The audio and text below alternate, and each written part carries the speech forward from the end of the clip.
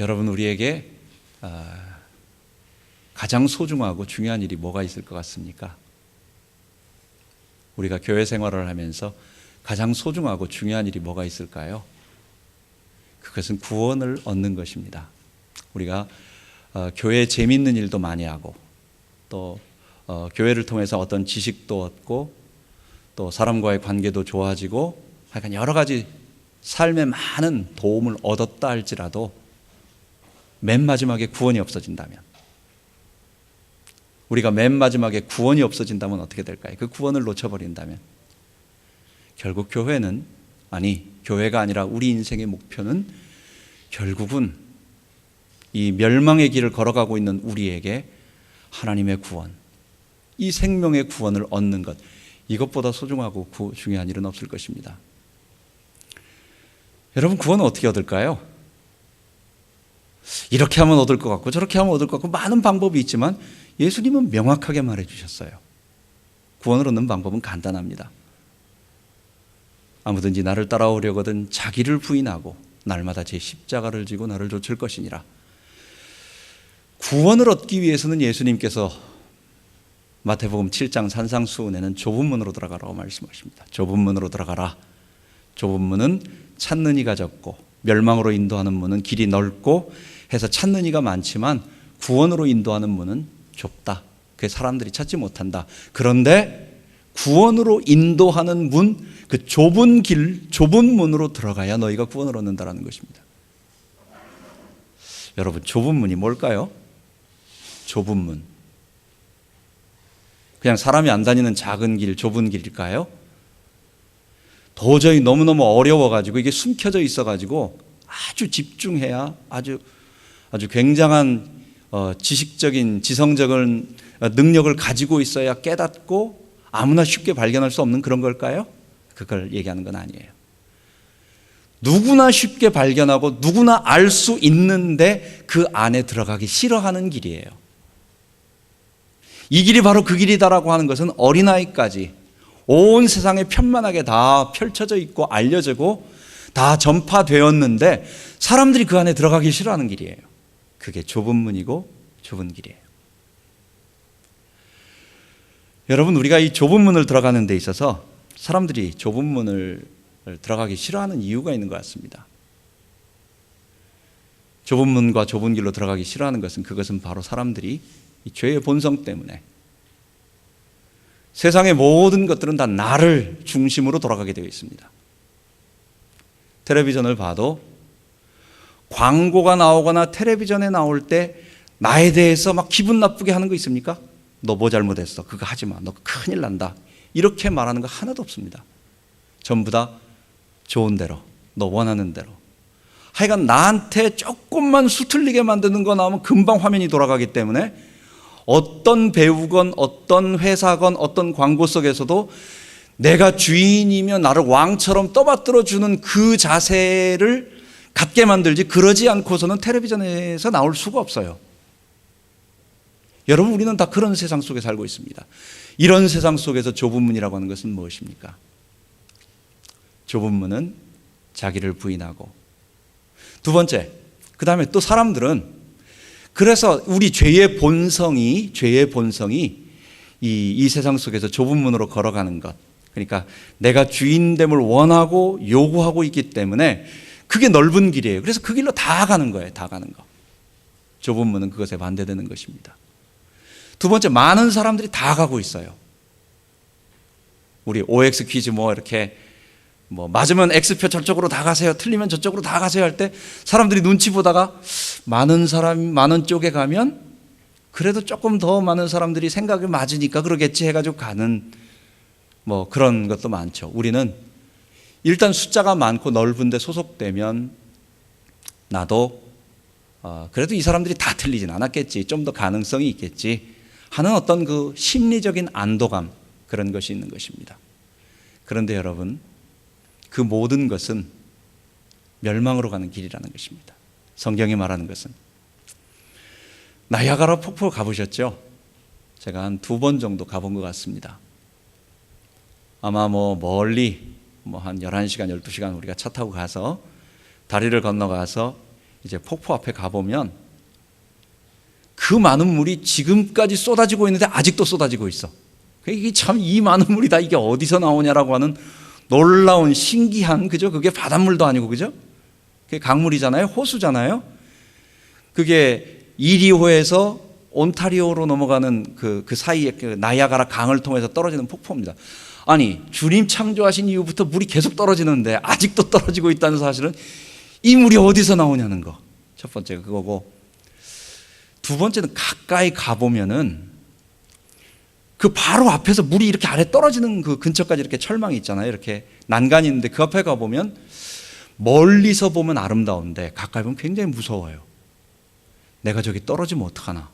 막상 내가 밖에서 이렇게 난간 바깥에서 사진 찍으면서 멀리서 볼 때는 폭포가 아름답고 멋있지만 내가 지금 배를 타고 떠내려오면서 여기 떠내려가는 고기다라고 생각을 하면, 그 생각을 하면 이거 아찔한 거예요. 거기 물 떨어지는 바로 그 앞에서 그것을 보면, 야,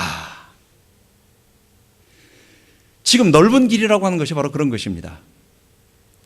그 사람들은 넓은 강, 좋은 강, 풍경 좋은 강이라고 해서 모두 다 배를 타고 아주 재미있게 유유자적하고 가고 있는데 지금 떨어지는 폭포가 지금 바로 앞에 있는 거예요. 근데 사람들은 몰라. 여기에는 앉아가지고 사람들이 다 배에 탄 사람들을 그 선장이 잘 좋게 먹을 것도 잘 주고 왕으로 대접하고 공주로 대접하고 모든 것을 대접해서 불편한 거 하나도 없게 해주니까 거기 있는 게 너무 좋아. 크루즈 타고 있어 그 속에서. 사람들이 다 좋아하고, 또 나만 혹시 또 그렇게 가고 있는가 했더니 많은 사람들이 다 똑같이 그렇게 가고 있네. 그러니까 안심이 돼. 그래서 즐겁게 그냥 룰루랄라 하면서 이렇게 가고 있는데 지금 가고 있는 길이 어디냐? 여러분, 떨어지는 폭포 앞에가 있는 겁니다. 넓은 문 넓은 길이라고 하는 것이 바로 그런 것입니다. 모든 사람들이 가길 좋아하고 모든 사람들이 가고 있고 찾는 사람들 좁은 길로 가지 않는데 바로 그 길은 머지않아 떨어지는 절벽 앞에 있는 길이라고 하는 것을 주님이 말씀하고 계신 거예요. 두 번째, 그 좁은 문이 무엇이냐라고 하는 것을 예수님은 구체적으로 누가복음 9장에 또 마태복음 16장에 말씀하고 계십니다. 그게 바로 자기를 부인하고 날마다 제 십자가를 지고 가는 길입니다. 십자가를 진다. 여러분, 십자가를 지는 것은 여러분 뭐라고 생각하십니까? 우리는 생각할 때 예수님을 위하여, 주님을 위하여 내가 고난을 받는 것, 주의 일을 하다가 막 역경을 당하고 어려움을 당하고, 물론 그런 거 있을 수 있습니다. 넓게 포괄적으로 본다면 그것도 주님의 십자가라고 말할 수 있겠어요. 근데 여기서는 자기 십자가를 지라는 것입니다. 예수님은 분명하게 나를 위하여 고난받는 것이 있지만 그게 십자가라고 말하지 않고 자기 십자가를 지는데 그 앞에 그 자기 십자가가 뭔가를 갖다 설명하고 있어요. 그게 자기를 부인하는 거예요. 자기를 부인하고 자기 십자가를 지고. 1세기 당시에 십자가라는 단어를 딱 쓰면 그거는 누구도 부인할 수 없는 명확한 단어 속의 단어입니다. 그게 뭡니까? 그건 자기 죽음이에요. 십자가는 누가 지고 가는 겁니까? 죄인이 자기의 형틀을 남을 위해 지고 가는 것은 어쩔 수 없이 예수님처럼 도저히 그 형틀을 끌고 갈 수 없는 기력이 쇠해진 사람을 위해서 일부러 어떤 사람이 대신 지어줄 수는 있지만 이건 특별한 경우고, 대부분의 것은 죄수로 하여금 마지막까지 힘을 다 짜내도록 그 무거운 십자가를 어깨에 메고 형틀, 그 형장까지 끌고 가서 그 다음 그 십자가에 죽이는 것입니다. 예수님께서 나를 따라오려거든 자기를 부인하고 날마다 자기 십자가를 지고. 우리가 주님을 위하여 집안에 애매기는 사람이 하나 있다. 그래, 내가 그거 참으면서 그래도 주님을 위해 가야지. 이것도 넓은 의미에서는 고난의 짐이고 이게 주님을 위한 십자가처럼 보이지만 본문에서 예수님께서 정확하게 말하고 있는 그것은 그것보다 좀 더 명확해요. 그게 뭡니까? 나의 죽음. 대부분 사람들이 다 가고 있는 그 길,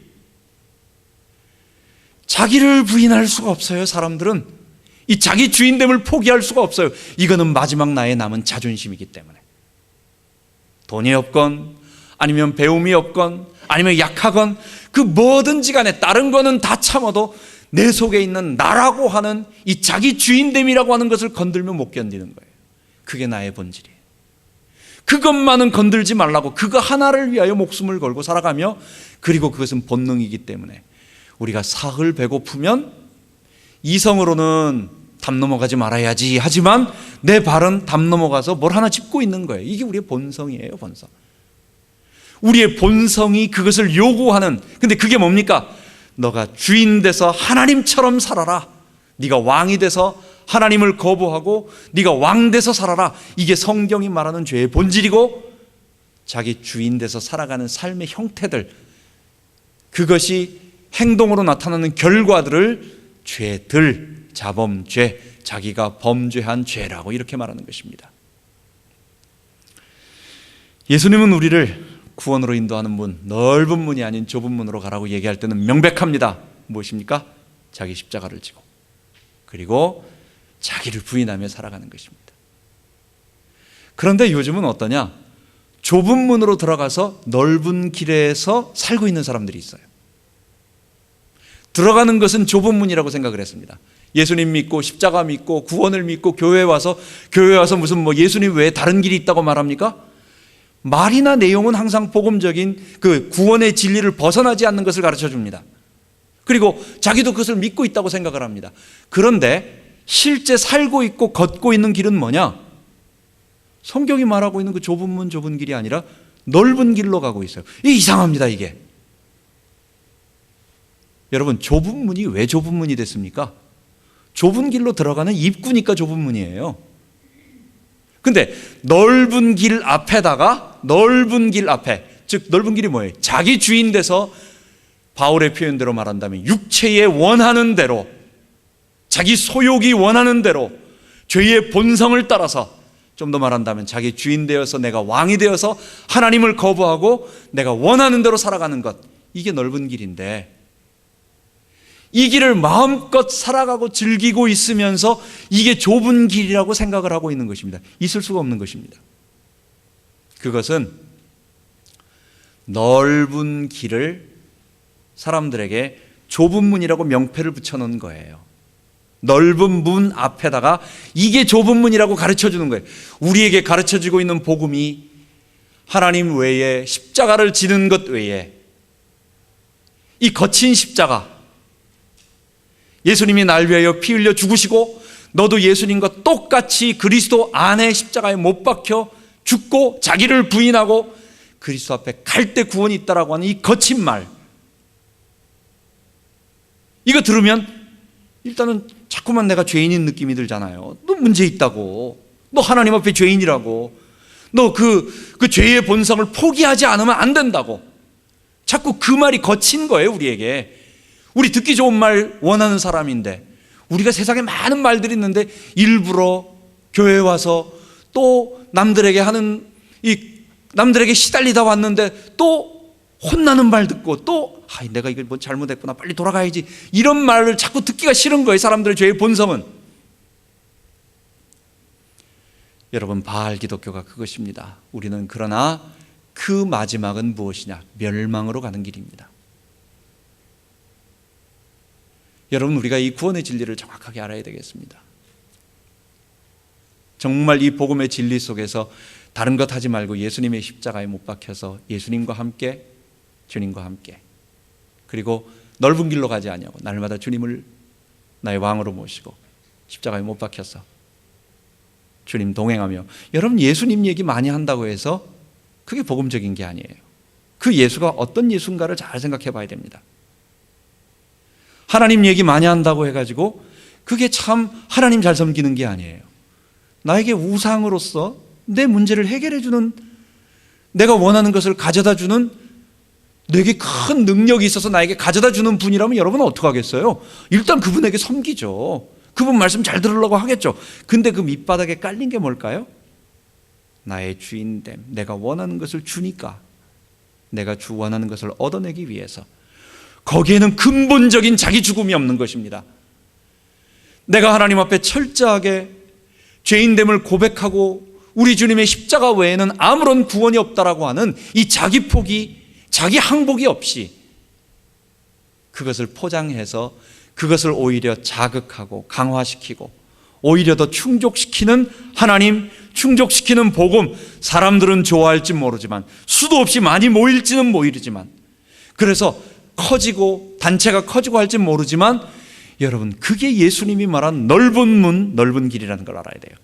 마지막은 멸망인 것입니다. 우리가 여러분 학교 때 어떤 선생님이 생각납니까? 저는 옛날에 학교 때 제가 중대부고를 나왔는데 우리 학교 다닐 때 그 사회 선생님이 대단하신 분이 한 분 있었어요. 우리 국토지리, 인문지리 그랬었는데 우리 학력고사 때 그분이 출제위원으로 가셨어요. 그러니까 그 분야에선 탁월하신 분이에요. 이분이 가르쳐주면 지도 또 굉장히 알죠. 수학 선생님은 글씨 잘 쓰고 그 다음에 지리 선생님은 지도 잘 그리고 하여간 지도 끝내주게 그립니다. 쓱쓱쓱쓱 그리는데 미국 지도 금방 나오고 한국 지도 나오고 세계 지도 금방 나오고 그러면서 여기가 어디고 여기에는 무슨 자원이 뭐가 있고부터 시작해가지고 하여간 그분 강의를 이렇게 쭉 들으면 이분은 하여간 이 분야에 대해서는 완전 꿰신 분이구나.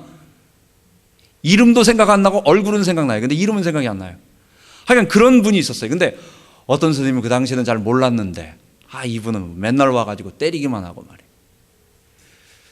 토요일 날 3교시 영어 선생님이 한 분 있었어요. 이 선생님은 맨날 와가지고 사람들 괴롭히는 거예요. 애들 숙제검사만 해가지고 한 30분, 20분 정도 숙제검사 해가지고 하고 안 나온 애 때리고 안 나온 애 혼내고 가끔 가다가 단어 시험 본다고 하면서 또 가끔 가다가 시간 잡아먹고 영어 리스닝 듣는다고 해가지고 앞에 테이프 틀어놓고 또 자기는 뒤에 가서 앉아있고 반장 일어나 읽어봐 해놓고 자기는 또 뒤에 가서 앉아있고 칠판 판서 한참 하면서 또 자기는 뒤에 가서 반장 쓰라고 해놓고 뒤에 가 있고 하여간 이렇게. 근데 그때는 잘 몰랐어요. 그때는 이게 원래 그냥 이렇게 가르치는가 보다 했는데 알고 보니까 나중에 참 시간 때우면서 이게 참 그러신 참 거시기한 분이셨어요. 여러분 나중 하게 되니까 좀 욕 나오더라고. 왜 그때 말이야 그렇게 그 좋은 시간들을 그렇게 했을까? 우리에게 이 구원의 진리라고 하는 것을 가르치지 않고 마지막 시간에 여러분 마지막에 갔을 때 주님 앞에 갔는데 우리가 간 마지막이 그 나이아가라 그 폭포에서 떨어지는 그 앞이라고 한다면 그걸 누가 책임지겠어요? 여러분 그런 것입니다. 우리가 가는 길은 넓은 길이 아니고 우리가 가는 길은 좁은 길이고 이것은 우리가 두 번 사는 길이 아니고 우리의 생명에 관한 문제예요. 그렇기 때문에 여러분 다른 것 어떤 말에도 미사여구든지 탁월한 어떤 언변이든지 우리를 즐겁게 하는 거든지 뭐든지 같은 표현도 좀 즐겁게 하고 재밌게 하는 것은 좋겠지만 그 내용 자체가 십자가에 못 박혀서 자기 주인됨을 포기하지 아니하면 이 다른 말로 죄를 회개하라는 얘기예요. 십자가에 부활하신 예수님과 함께 그분에게 순종하지 아니하면 이게 예수님의 부활을 믿는 거예요. 이 그리스도 안에 거하지 않으면 안 된다라고 하는 이 진리를 여러분 사무치게 붙잡고 그 안에서 거하며 그 안에게 생명을 얻어야 되겠습니다. 바울은 그것을 끊임없이 사람들에게 가르치고 있었습니다. 그런 복음이 증거될 때 돌에도 맞고 핍박도 맞고 많은 경우가 있었지만 이제 그 말씀을 듣고 변화된 사람들이 여기저기서 살아나기 시작했어요. 그래서 지역마다 조그만한 교회들이 세워납니다. 이 사람들을 바울은 뭐라고 불렀느냐? 성도들이라고 부른 것입니다. 오늘 읽은 본문 2절에 보면 성도들 곧 그리스도 안에서 신실한 형제들, 고린도전서에서는 그리스도 예수 안에서 거룩하여지고 성도, 그리스도인, 하나님의 백성 이런 모든 단어 속에는 한마디로 뭐가 들어있느냐? 거기에는 거룩하다라고 하는 단어가 들어있습니다. 여러분 거룩은 뭡니까? 거룩은 의롭고 영광스럽고 그리고 광채가 나는 이 하나님의 영광의 총칭을 가르쳐서 우리가 거룩이라고 말할 수 있겠어요. 그런데 그걸 좀 더 거룩이 항상 나오는 단어는 언제 나오느냐? 인간의 죄를 드러낼 때 하나님은 거룩하신 분, 인간은 죄인. 이 죄에 관한 부분을 이야기할 때 하나님의 거룩하심을 얘기합니다. 여러분 인간의 문제가 뭡니까? 성경은 왜 그렇게 거룩을 얘기합니까? 홀리라고 하는 얘기를 왜 합니까? 여러분 암세포 아세요? 여러분 암 그런 말은 많이 들어봤어도 이 도대체 암이 뭔지 잘 모르는 사람들이 많아요. 암이라고 하는 것은 우리 몸에 정상적으로 하나님께서 창조하신 그 세포가 갑자기 변형을 일으켜가지고 이게 슈퍼세포가 되는 겁니다. 모든 세포들은 하나님이 주신 그 DNA 유전인자에 의해서 어느 정도까지만 자라고 그 다음에 계속 그것이 새로워질 수 있도록, 그러니까 한계가 있고 그 다음에 그것은 그 정도까지만 자랍니다. 여러분 가만히 생각해 보세요. 특이하잖아요. 우리의 얼굴의 반쪽에 이쪽에 세포가 계속 자라나가지고 이쪽만 계속 자라난다고 생각해 보세요. 이게 중간에 멈춰가지고 양쪽이 딱 맞게 이렇게 딱 요 정도에서 멈춰주고 하지 않고 이게 지 멋대로 한쪽으로 막 자라고 지 마음대로 자란다고 생각을 해보세요. 그럼 놀라운 거예요. 하나님이 우리 몸의 모든 장기나 모든 부분들이 적당하게 어느 정도까지 자기의 위치 속에서 자기 역할을 하도록 만들어 주셨어요. 근데 암은 뭐냐? 이거는 지가 그것을 거부하고 지가 자기 혼자의 독특한 슈퍼 세포가 된 겁니다. 그래서 죽지도 않아요. 이거는 방사선을 쏴도 겨우 죽거나 말거나 안 죽어요. 이거는 잘라내도 또 살아나고 어디 살아나고 절대 안 죽어요. 두 번째, 이거는 다른 쪽으로 전이라고 표현합니다. 자기가 있어서는 안 되는데 다른 쪽으로 계속 가서 다른 세포들을 파괴하면서 자기 세포로 계속 늘어납니다. 그러니까 자기 안에 보면 그 세포 자체만 보면 굉장히 강하고 생명력 있고 살아있는 거예요. 근데 뭡니까? 전체 하나님 이 창조하신 몸에 보면은 이거는 다른 것을 죽이는 세포입니다. 그게 암입니다. 여러분, 인간이 바로 암세포예요. 하나님이 창조하신 이 아름다운 질서 속에서, 창조 경륜 속에서 피조물마다 각자 해야 할 것들을 다 역할들을 마련해 주셨어요. 짐승은 짐승대로, 식물은 식물대로, 태양은 항상 그 자리에 비추면서 모든 동식물들이 광합성 그리고 살아날 수 있도록 모든 것을 하게 만들고, 물은 또 한계 어느 정도까지 넘치지 않게 하고 모든 것들을 다 정해서 아름답게 돌아가고 있는데, 거기에서 변종이 하나 생겨가지고 탑에 있는 그것을 관리해야 할 하나님이 창조하신 그 세포가, 인간이 자기 혼자 별나게 자기만을 위하여 살아가기 시작하는 겁니다. 그리고 다른 것을 침범하기 시작한 것입니다. 그래서 인간이 들어간 곳마다 다 망가지고 다 죽는 거예요. 하나님께서 말하는 게 그거예요. 인간이, 바로 인간 자체가, 그 죄의 암세포가 인간이라고. 이 하나님의 질서 속에 제거되어져야 하고 파괴되어진 이것을 고치는 방법은 그 인간의 삐뚤어진 이 죄의 본성을 고치지 않고서는 이 모든 피조세계가 살아갈 수 없다는 거예요. 인간 자체도 못 살 뿐만 아니라 이 피조세계가, 하나님이 만들어 놓으신 아름다운 피조세계가 회복되지 않는다는 거예요. 그래서 자꾸만 죄 문제를 건드리는 겁니다.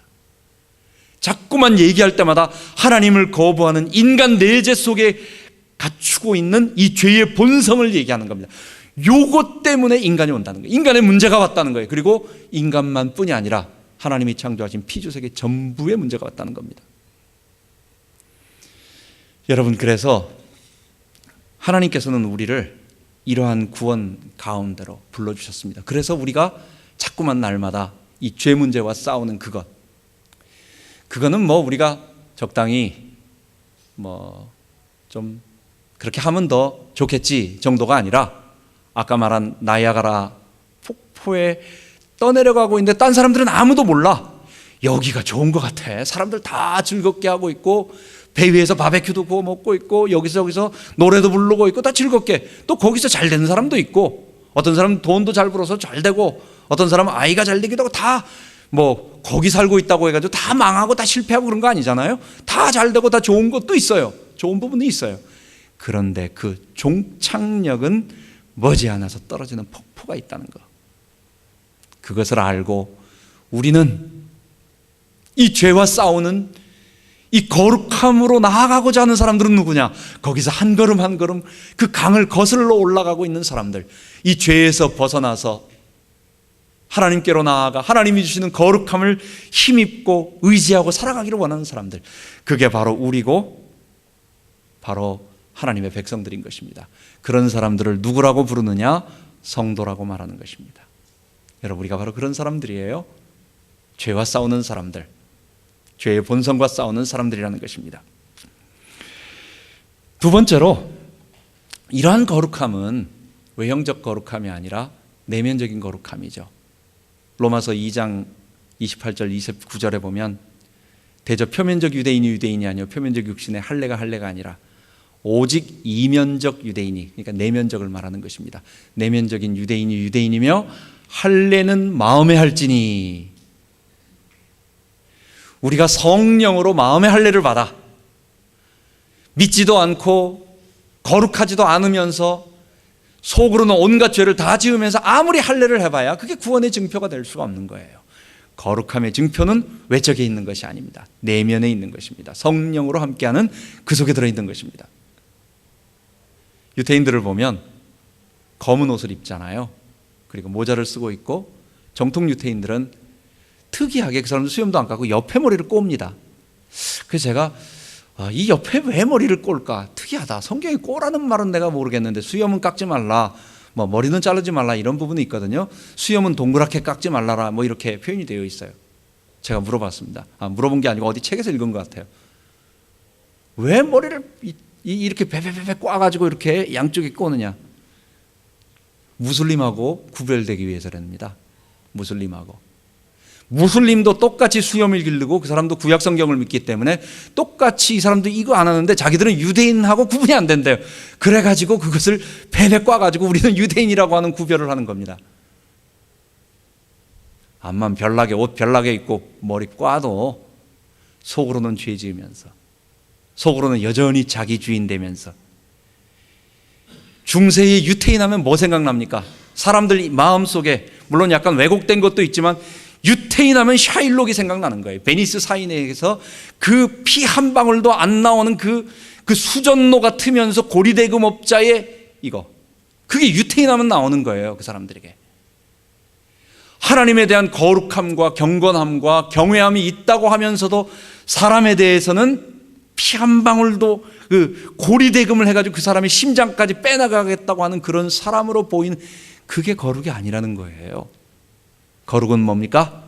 마음의 할례를 받고, 근데 이 할례라고 하는 것이 우리가 거룩해지려고 한다고 되지 않기 때문에 성령의 능력으로, 우리 하나님의 능력으로 다른 사람 죄인들과 구별돼서 하나님께 드려지는 삶을 사는 것입니다. 그게 거룩한 것입니다. 이런 성도들에게 필요한 세 가지 원리가 있습니다. 바울은 오늘 그것을 말하는데 4절에 보면 하나님과 그리스도의 복음을 믿는 것입니다.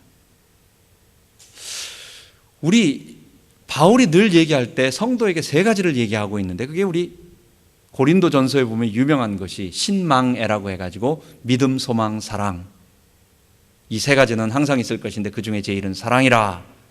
그것은 이제 고린도 교회에 형제들 사랑이 없는 가운데 있기 때문에 거기서 그 사랑에 관한 이야기를 하고자 하는 것입니다. 평가를 하는 것은 아닙니다. 그 상황에 맞춰서 성도들에게 하시는 말씀입니다. 데살로니가 전서 1장에 보면 믿음의 역사와 사랑의 수고와 소망의 인내를 이렇게 말하고 있습니다. 오늘 본문에도 골로새서 1장에도 똑같이 얘기합니다. 하나님께 대한 믿음, 그 다음에 성도들, 이웃에 대한 사랑, 그리고 오래 참음, 소망, 이 세 가지를 얘기하고 있습니다.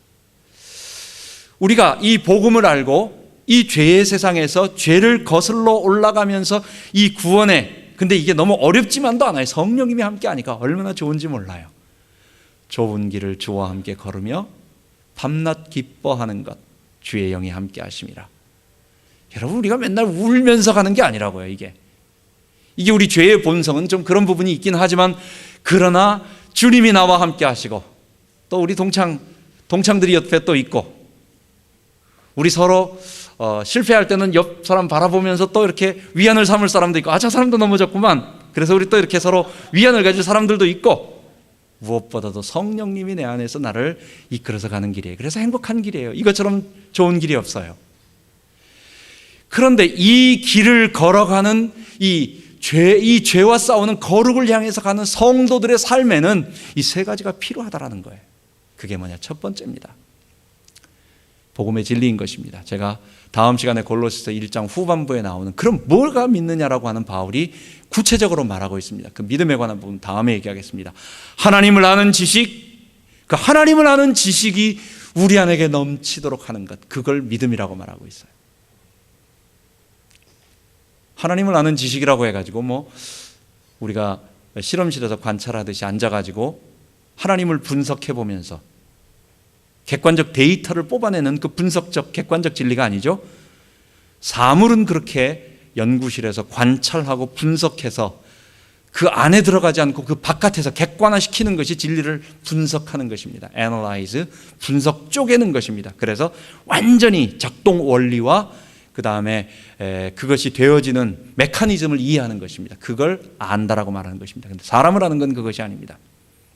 사람을 아는 것은 저 사람이 울고 있을 때는 저 사람의 눈물 샘을 거쳐가지고 어디서 수분을 통해가지고 나트륨이 어떻게 나오느냐를 그걸 아는 게 아니라 왜 울고 있느냐를 알고 같이 가서 끌어안고 그 사람과 같이 교감을 나누며 서로 그게 사귐이 있는 것이고 그게 그 사람을 아는 거예요.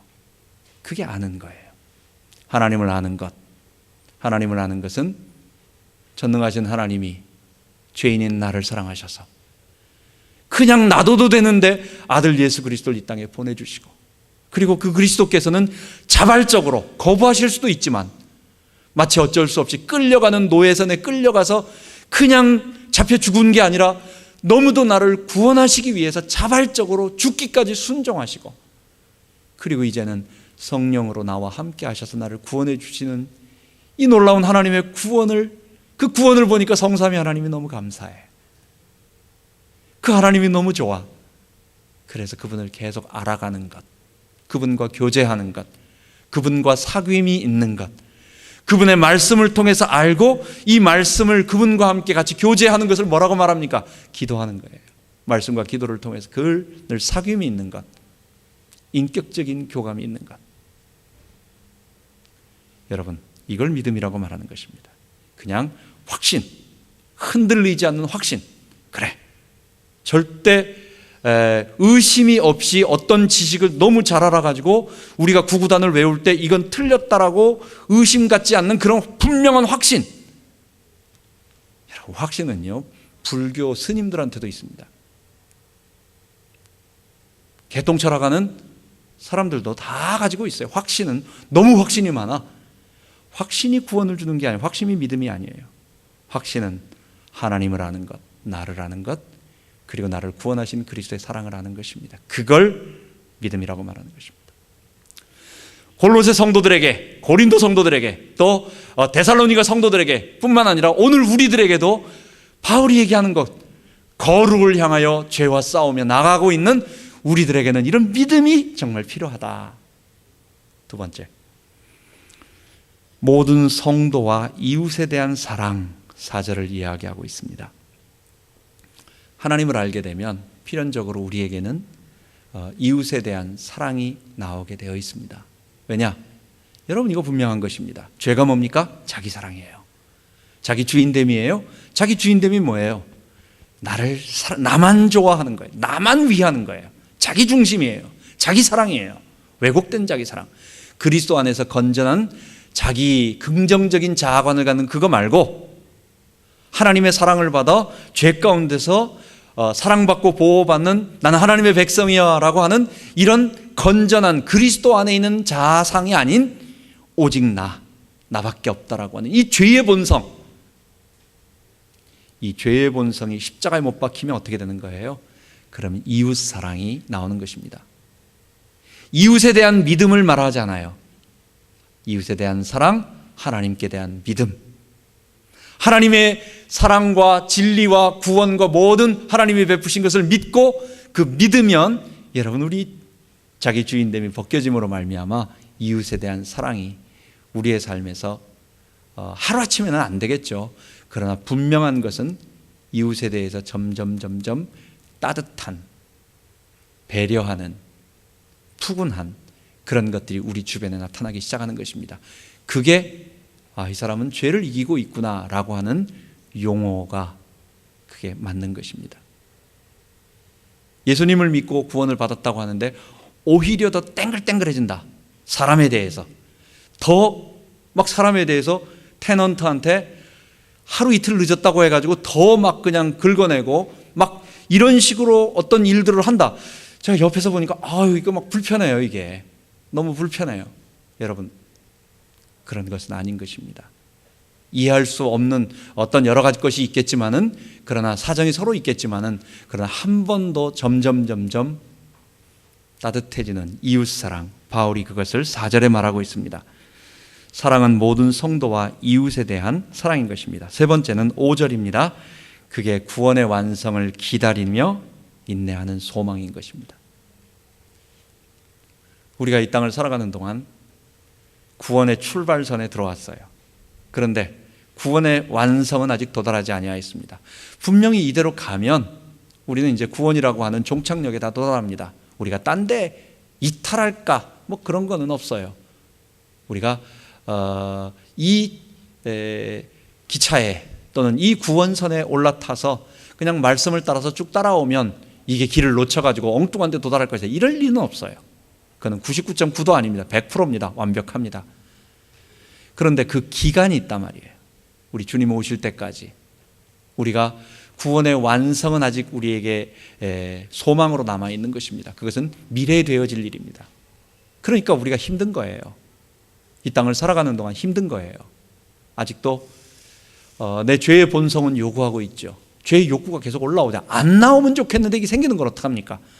나오면 안 된다고 생각을 하고 있는데도 그게 자꾸만 뭉글뭉글 계속 솟아오는 건 어떡하는 겁니까? 이게 막는다고 막아지는 게 아니에요. 두 번째, 바깥에 사단이 계속해서 그것을 부채질합니다. 욕구는 올라오죠. 바깥에서는 유혹하죠. 그러니까 이 두 가지가 합쳐지니까 이것에서 벗어난다라고 하는 것은 정말 불가능한 거예요. 우리 힘으로는 그래서 죄를 이길 수도 없고 사단을 이길 수도 없고 죄와 사단이 가져다 준 이 사망에서 벗어날 수가 없는 거예요. 그러니까 안 하려고 하지만 실패함으로 우리가 계속 그렇게 되는데, 그런데 우리 주님께서 이것을 이길 수 있도록 그 미래에 되어질 일을 바라보면서 뭡니까? 천국에 쏙 들어가는 게 아니라 내가 가는 동안 힘들지만은 이 물을 거슬러 올라가는 거예요. 그게 힘들잖아요. 좀 거슬러 올라가는 게. 가만히 있어도 뒤로 떠내려가는데 계속 노를 저으면서 힘들지만 거슬러 올라가는데 그 종착지가 있어. 그게 뭐예요? 그게 예수님처럼 부활한 모습으로, 죄도 없는 완전한 모습으로 주님과 함께 영원토록 거하는 것입니다. 본래 에덴의 모습으로 우리가 회복되어지는 것입니다. 영원한 그날 우리가 가게 될 것입니다. 그래서 오늘을 참을 수 있는 것입니다. 그래서 이 세 가지 원리가 우리들에게 바울이 늘 얘기하고 있는 믿음, 이웃에 대한 사랑, 그리고 오늘 삶은 인내. 그 인내가 사람을 만들어가는 거예요. 인내가 나에게 고통을 주면서 인내하도록 만들고, 그 인내가 나를 아주 잘 버무려가지고 하나님의 사람으로 만들어가요. 이 고통이 없으면 사람이 안 바뀌어요. 여러분들 중에서 한번 생각을 해보세요. 나를 정말로 키우고 성장시켰던 건 어떤 겁니까? 잘 될 때 일이 아니라 내가 어려움 당해서 고통당한 그것이 나를 복되게 만들고 오늘 여기까지 만든 것입니다. 내가 아파했던 그게 오늘 나를 만들었어요. 그게 뭡니까? 자기 주인됨을 꺾는 것은 결국은 죄를 다스리는 것, 하나님이 나에게 죄를 다스리도록, 그래서 다스릴 수밖에 없도록 만드는 것은 결국은 고통이라고 하는 것. 여러분, 그것입니다. 전에도 얘기했지만은 김치를 담글 때 소금, 제가 그때 한번 봤어요. 소금을 안 해가지고 김치를 만들었거든요. 한번 안 절여졌어요. 이게 안 절여지니까 희한한 맛이 되는 거예요. 이게 분명히 김치같이 똑같이 모습은 다 똑같이 돼 있는데 이게 배추 맛이 그대로 나는 거예요. 배추, 그 생배추. 이게 뭔 맛이냐, 이게. 한 번도 먹어보지 않은 희한한 맛이다. 여러분, 김치처럼 배추가 완전히 죽어야, 그 완전히 자기 죽어서 완전히 자기의 그 딱딱한 그것이 죽어져야 김치의 아름다운 맛이 나오듯이 주님은 우리에게 그것을, 자기를 죽으라고, 그게 사는 길이라고, 우리에게 고난을 주시고 그 다음에 고난이 올 때 우리를 이길 수 있도록 소망 가운데 이기게 하는 것입니다. 마지막으로 자기 십자가를 지고 우리도 믿음, 사랑, 소망을 가지고 살아가야 되겠습니다. 바울이 기도할 때 10절에 말하는데 하나님을 아는 지식이 자라게 하시며, 똑같이 세 가지를 말하고 있어요. 하나님을 아는 지식, 이게 뭡니까? 믿음입니다. 우리의 신앙이 점점 깊어지도록, 그래서 강단의 말씀을 통하여 성경을 통하여 배워가고, 그리고 기도를 통해서 교제해가고, 이웃 형제들과 이렇게 만나면서 내가 가는 길이 맞다라고 하는 것을 확인하고 여러 가지 해보는 것, 이게 하나님을 아는 믿음이 깊어지는 것. 10절에 주께 합당히 행하여 열매 맺게 하시고, 우리 삶에서 이웃과의 사랑의 아름다운 그 거룩한 성도로 변화되는가는 모습을 열매 맺게 하시고, 11절에 보면 기쁨으로 모든 견딤과 오래 참음에 이르게 하시고, 결국은 소망을 가지라는 것입니다. 우리의 삶에서 믿음, 소망, 사랑, 결국 그것을 가지고 이웃을 사랑하며 하나님을 믿으며 그 오늘 최선을 다하여 인내하며 견디며 나가는 것입니다. 이게 우리의 기도 제목이 되어야 되겠습니다. 바울이 말한 내가 그리스도와 함께 십자가에 못 박혔나니 그런즉 이제는 내가 산 것 아니 오직 내 안에 사신 것이라. 이제 내가 사는 것은 내가 사는 것이 아니요 내 안에 그리스도께서 나를 사랑하사 자기 목숨을 버리신, 자기 몸을 버리신 하나님의 아들을 믿는 믿음 안에 사는 것이라. 그리스도께서 내 안에 사신다는 거예요.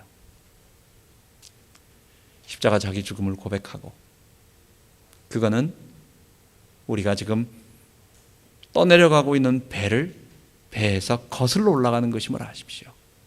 우리가 구원을 향하여 거슬러 올라가고 있는 거룩한 아름다운 일임을 아십시오.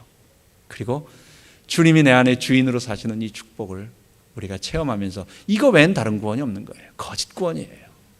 교회 오래 다녀도 아무 의미가 없는 거예요. 마지막에 갔을 때는 그게 교회 구경한 것이고 그게 교인 흉내낸 것이지 진리 안에는 전혀 들어오지 않은 거예요. 예수님은 그런 말씀하지 않으셨거든요. 그리고 성경은 분명히 우리들에게 명확하게 말하고 있거든요. 이 진리와 함께 우리가 승리하는 우리 모든 성도 되기 바랍니다. 기도하겠습니다. 하나님 아버지, 구원으로 인도하는 좁은 문 우리가 걸어가기를 원합니다. 좁은 문, 좁은 길이 결국은 십자가에 자기 죽음을 선언하고 예수의 주되심에 고백하며 순종하며 살아가는 그 길이었습니다. 이 길을 그대로 주님, 이게 좀 힘들고 어려워서, 다른 사람들 안 하는 길이어서, 좁고 협착한 길이어서 어렵습니다. 그런데 우리는 그 길이 생명의 길인 줄 알고 걸어가기를 원합니다. 우리는 그 길을 따라가기를 원합니다. 하나님 아버지 인도하여 주옵소서. 우리 성도들 가는 동안 힘들어하지 아니하고 자꾸 뒤를 돌아보지 아니하고 하나님 이 구원의 성도의 길을 걸어갈 수 있도록 인도하여 주옵소서. 우리 주 예수 그리스도 이름으로 기도하옵나이다.